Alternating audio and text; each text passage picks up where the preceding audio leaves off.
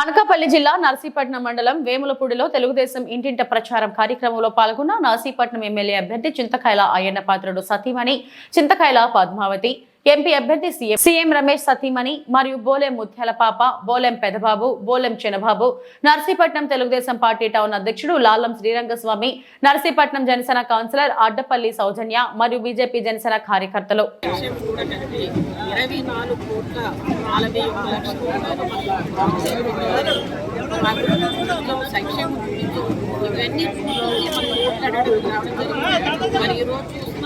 మరి వైఎస్ఆర్సీపీ కూడా వస్తున్నారు.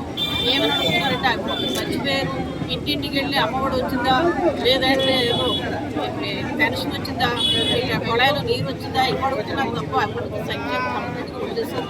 మరి అటువంటిది మేము అడిగే ఎందుకంటే మనం అక్కడ చూపించాము పంచాయతీకి అనే విధంగా మేము అడుగుతున్నాం. అలాగే మీరు ఈరోజు తెలుగుదేశం పార్టీ మేనిఫెస్టోలంతా కూడా వివరించడం జరుగుతుంది. ఈరోజు 18 సంవత్సరాలు దాటినటువంటి మహిళ ప్రతి ఇంట్లో కూడా ఆ మహిళకి నెలకి 1500 చొప్పున, అలాగే సంవత్సరానికి 18,000 వస్తుంది. అదేవిధంగా నిరుద్యోగులు చాలా మంది ఇబ్బంది పడుతున్నారు, ఉద్యోగాలు లేక. అటువంటి వారు కూడా నిరుద్యోగులకు కూడా 3,000 రూపాయలు ఇవ్వడం జరుగుతుంది. అదొకటే కాదు, పెన్షన్ కూడా ఈరోజు 4,000 రూపాయలు పెంచడం జరిగింది. జగన్మోహన్ రెడ్డి 3,000 అని చెప్పి 3,000 కూడా పెంచలేదు.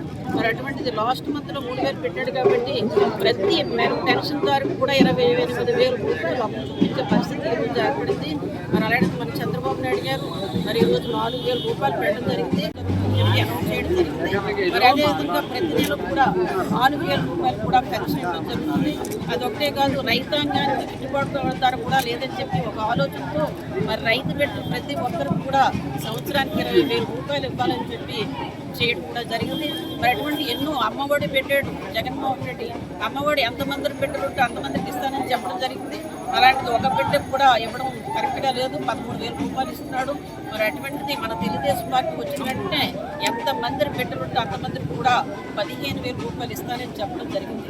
మరి ఇది ఒకటే కాదు, ప్రతి ఇంటికి కూడా గ్యాస్ సిలిండర్ కూడా ఉచితంగా ఇస్తానని చెప్పడం జరిగింది. అది ఒకటే కాదు, ఇంచుమించుగా ఈ జిల్లా మొత్తం ఎక్కడైతే మహిళలు తిరుగుతారో వారందరికీ కూడా ఉచిత ప్రయాణం కూడా చెప్పడం జరిగింది.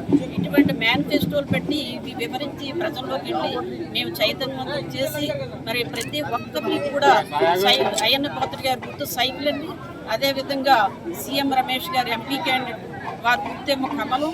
ఈ 2 ఓట్ల మీద కూడా ప్రతి ఒక్కరూ ఈ అమౌంట్ మీద ఓటు వేసి అత్యధిక మెజార్టీతో గెలిపించాలని కోరుకుంటూ సెలవు.